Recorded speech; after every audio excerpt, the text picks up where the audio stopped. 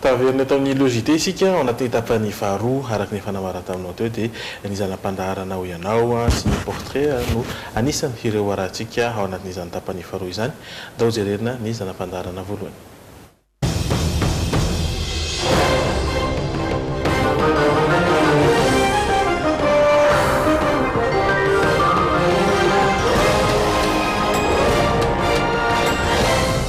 Lexi.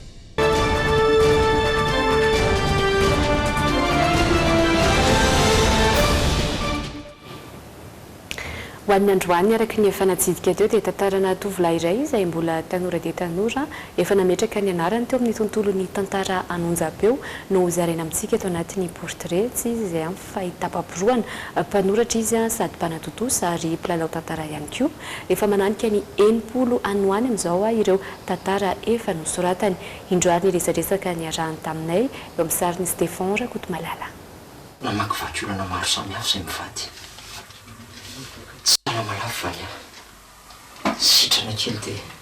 Izy no tapam-poroana aminy anarana mety retintsika mpiaino tantara amin'ny Onjapeo matetika. Nicolas Rakotomanana no tena anarany fa izay tapam-poroana izay kosa no solona anarana entiny amin'ny sehatry ny tantara. Rehefa manodidina ny tantaran'ny Onjapeo dia saika voafehiny sady mpanoratra izy no mpanatotosa ary mpilalao tantara ihany koa. Somary nampalahelo ihany nefa ny nahatonga azy nandalina ny tontolon'ny tantara raha ny resadresany taminay. Faniriana mitovy amin'ny fanirian'ny olona rehetrarehetra ihany no nanomboako tamin'izay filalaovana sy fanoratana ary fanatotosana tantara izay.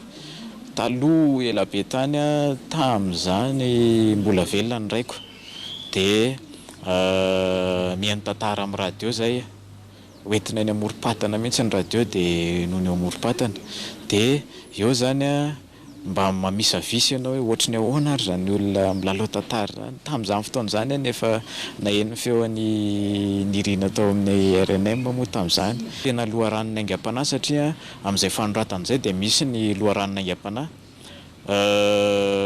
Maty ny dadako tamin'ny taona 14 dia tamin'ny anniversaire-ko mihitsy izy no nalevina dia izay zany no nivokatry ny alahelo be loatra tato anatiko dia lasa tsy hitako intsony izay hoe iza no hitantarako ny alaheloko dia nanomboka tamin'izay any nanoratra tononkalo aloha no soratako voalohany fa taty aoriana zay vao niezaka ny sehatra tsikelikely teo amin'ny tontolon'ny tantara. Rehefa nahazo ny mari-pahaizana baccalauréat araka izany ny tena dia nisafidy ny andalina ny teny malagasy sy ny zavakanto amin'ny alalan'ny teny ankatso. Fangalam-piery io no tantara nosoratany voalohany. Tantara izay niainga avy amin'ny zava-misy hita ny teny anivon'ny fiarahamonina ihany. Io tantara io tena miresaka ny zava-misy. Nisy fotoana nipetraka teny Ambatolampy tsy mahafotsy teny dia nisy an'ireo lazain-dralahy hoe Rajabaly. Ireo camion le nanamboatra ny lalana teny amin'ny Ambatolampy tsy mahafotsy io zany tamin'izany fotoana izany dia izaho mivezivezy eo satria mandeha mianatra makany Ankatso dia miaritra ny jofo be sy ny fotaka be indraindray tamin'izany fotoana izany fa izao moa mety efa vita ny lalana any dia nisy lozany tranga teo amin'izay hoe aketsakely izay zazalahy kely izy io nitomboriky ny ray aman-dreniny dia mipetrapetraka teo amin'ny sisiny teo izy dia tsy izay nahazo azy fa nanapaka tampoko izy nefa nandalo le camion dia vao hitsaka teo le zazakely tena tonga dia potika tanteraka mihitsy maty teo ny eo. Manodidina ny 80 anoany amin'izao fotoana ireo tantaran'ny Onjapeo efa nosoratany tapam-poroana saika efa naharenesana nasanganasany avokoa ny ankabeazana ireo Onjapeo eto amintsika. Iantra malahelo anjanako vavy koa tsy nandeha nanaraka azy fa maninona ary tianao raha mba tsy manao fomba firesaka ohatr'izany za zany mihitsy ko tsy mba azo ifampiresahana mihitsy fa dia monjomonjo sy kotonona lava ka zany anie no marina araka zavie hatrany an-trano tonga hatraty am-pivarotana malahelo ny zanaka zany zanako oy aho oy raha zany avy laza hoe maninona raha nandeha nanaraka azy. Raha ny fitantarany dia nandany teo amin'ny 3 volana teo izy tany am-piandohana vao nahavita nanoratra tantara iray. Nivoatra tsikelikely ary niaingina kosa taty aoriana ka ao anatiny iray andro montsy izay ankehitriny dia masoratra tantara iray. Ano ianao rehefa manoratra tantara mainga amina loha hevitra zany aloha tsy maintsy mitrandraka ianao aloha hoe inona marina ny zava-misy momba an'io. Sida zao no loha hevitra teo dia tsy maintsy mitrandraka an'izay tahirikevitra momba ny sida rehetra zany ianao hoe inona ny fanafody hoan'ny olona voan'ny sida toy ny hoe ARV na ohatr'izany dia inona ihany koa ny tsara ho fantatra mahakasika an'io aretina io. Hatreto dia nijanona ho fialamboly sy vadina asa ihany ny fanaovana tantara ho an'i Nicolas. Tsy mahavelona ary tsy azo enterana firy mantsy izy io raha ny eto amintsika ho ihany izy. Mariana nefa fa ankoatra ny fanoratana dia mbola misy dingana sy pitsopitsony maro arahina vao mahavita tantara iray. Ny anaovako zany samy manana ny vidiny aloha ny andretrarehetra fa farafambany indrindra zany eo amin'ny 80 000 ariary eo mahavita tantara anankiray. Farafambany indrindra zany dia izy io mahatratratra ny amin'ny 300 000 ariary any. Dia arakarak'ilay onjam-peo ny lentan'ilay onjam-peo zany misy mahavita manome betsaka izy misy hoe mbola vao miainga aloha dia miainga amin'ny kelitsika dia mivoatra tsikelikely hatrany hatrany. 12 taona izao i Nicolas nahita paporoana mpampianatra ny taranja malagasy eny amin'ny kolejy sy ny lycée izy ankoatra ny mahampanao tantara azy. Isan'ny tetika asa faniriany any aoriana ny andrakitra antsary fa tsy hijanona amin'ny tantara nonjam-peo fotsiny ihany. Zavatra tena nafinaritra indrindra zany dia ny hoe arak'ilay nofinofy sy faniriana teo tamin'izany fotoana izany hoe mihaino ny feo an'ilay mpilalao ianao hoe ay ohatrohatr'izao ny mety ho endriny dia rehefa ilay aty amin'izay ianao miaraka milalao aminy amin'izay dia hitanao hoe ay ve ohatr'izao tokoa izy ay ve tsy ilay arak'ilay nieritreretiko hoe ohatrohatr'izay zany iny zany tena ataoko hoe zavatra nafinaritra indrindra. Ankoatr'izay moa ny ambiance ao anatin'ilay filalaovana tantara zany tena hafa mihitsy raha ohatra ka manana olana be ianao na tsy fantatro miala vany dia tonga avy aty ianao milalao tantara maivamaivana. Ty fahafahambarakako nonona taony nga tsy tsaronao odinao fanina fanoroany monsieur Philibert tao amin'ny orinasa na rehefa fanta fany fitamby fany ary mizanany. Zavatra efa lasa zany ry anitra. Eny efa lasa tokoa. Mbola ao anatin'ny kolotsaina sy ny fiarambolitsika ny manaraka ny tantara mitoy na ny tantara iray manotoy moa izany karazany avokoa izany. Hoy ianao indray no ndeha hojerevana ry. Corès, la qualité et marque européenne en fourniture de bureaux scolaires. Corès, crée ton monde.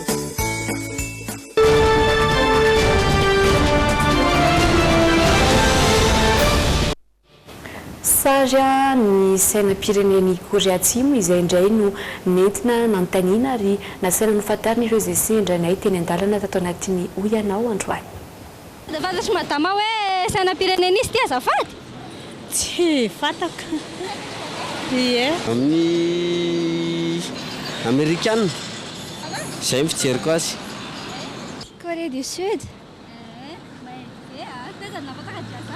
Rehefa fan K-pop. Corée du Sud. Chine. Japon. Korea. Ohatran'ny Sud. Corée. Du Sud. Tsy fantako. Ie. Ohatran'ny Japon angamba, tsy fantako. Koreana ka. Corée du Sud. Taiza lalànao an'izany? Tany am-pianarana. Sainam-pirenena koreana io, Corée Atsimo. Ty Corée du Sud. Taiza lalànao an'izay? Tany amin'le sarisary amin'ny application reny. Japon io. Tena tsy fantatro Corée. Corée tsy fantatro. Corée fotsiny. Sainam-pirenena Korea, Corée du Sud. Tsy haiko io. Tsy haiko. Eny tompoko io. Tsy fantatro. Corée du Sud angambany io. Sainam-pirenenan'ny Koreana Atsimo. Tsy fantako. Chinois.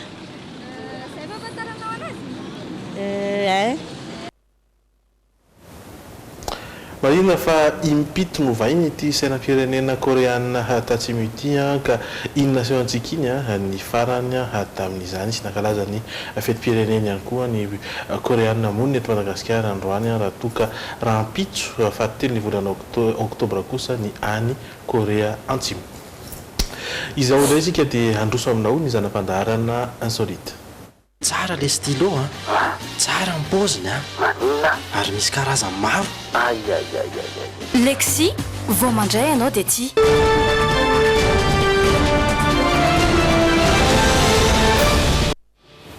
Sary hafakely hozarena amintsika androany ny fanambarana karazam-boninkazo maro tao Tabakondo, voninkazo mahery ny iray tapitrisa no nampiasaina nanaovana izany andeha arahana ny sary.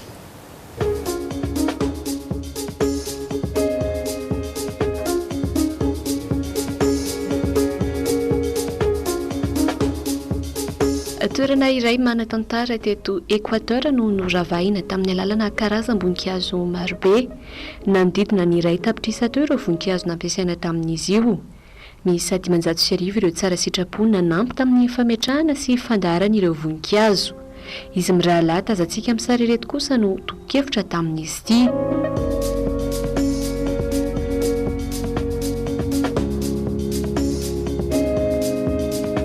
Mirefy 12 faingo 13 metatra ny sakan'izy io, 7 faingo 4 metatra kosa ny alavany ary mahatratra 3 metatra sy 12 ny ateviny.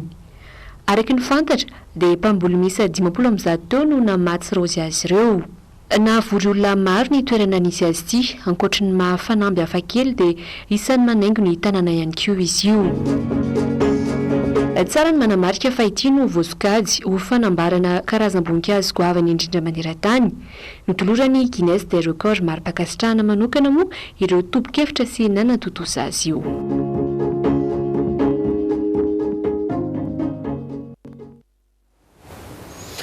Izay ihany koa no mamarana ireo zanam-pandaharana tolotra fa hojerentsika manaraka sy farany moa zany ny vina ny toetr'andro.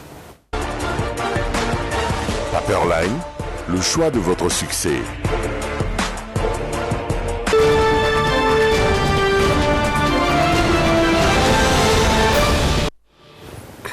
Takizao indray ara ny endriky ny toetr'ny andro ho an'ny tontolo ny alakamisy fahatelo ny volana oktobra ho avy izao raha ho an'ny amin'iny faritra avaratry ny nosiny no jerevana dia somary isy aloha ny fampiasan'ny rahona sy ny masoandro manodidina ny 20 hatrany amin'ny 30 degré any ny maripana izay vinavinaina any antoerana ho an'ny sava sy diana.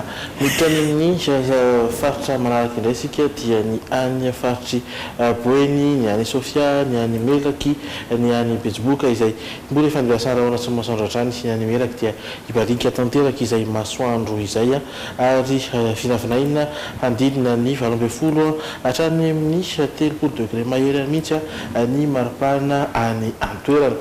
Ho an'ny faritra tia Tsinanana indray raha hojerevantsika ny ao anaranjoro ny ao Tsinanana ary Arotra Mangoro dia mifandimby ny rahona sy masoandro ihany koa ary mananika ny any amin'ny 30 degré any ny maripana ambony indrindra vinavinaina any antoerana.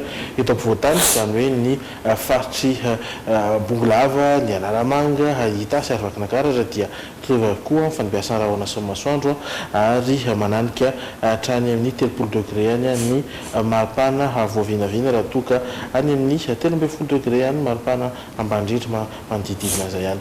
Aty amin'ny faritanin'ny Fianaratsoa indray izany hoe Amoromania, Mahatratra Ambony, Orombe ary Vatovavitovonany sy Atsimo Atsinanana dia hitantsika amin'izao fa mbola mifanimbiatrany aloha ny rahona sy masoandro raha toka efa somary anjombonjombona ny any amin'ny Orombe any sy ny ao Atsimo Atsinanana manodidina ny 20 any hatrany amin'ny 30 degré any indray kosa ny maripana vinavinaina any antoerana raha ho an'ireo faritra ireo.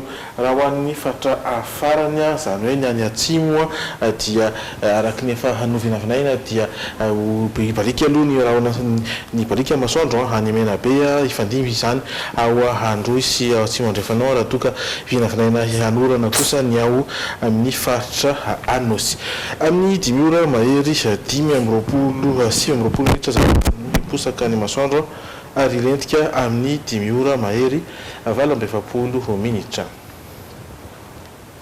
Isaoranay nao nanaraka ny logité hatramin'ny fiafarany ary zamsaraka aminay hatrany fa mbola mitoy fandarana eto amin'ny Juimina mamy fotoanana ho an'ny rampitso indray veloma tompoko.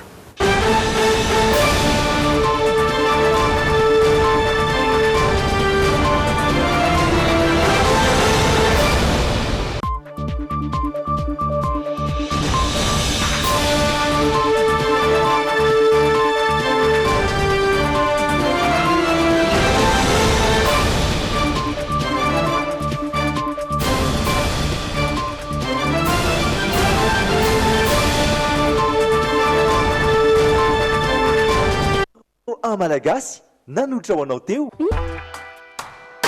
Bijouterie Santia mividy volamena. Voninandray anao ny alatsinainy hatramin'ny sabotsy. Merci toi am'ilay nettoa vaovao. Nettoa ny ty vera. Tsara kokoa ny paoziny.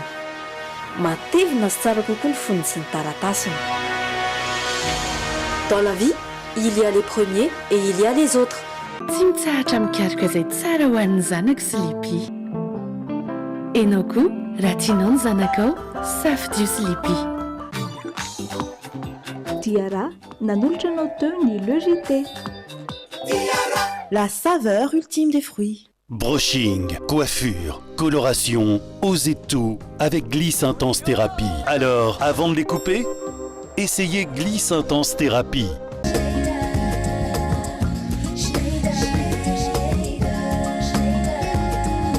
Miaraka aminao isan'andro ny stylo Schneider antoko ny fahombiazanao.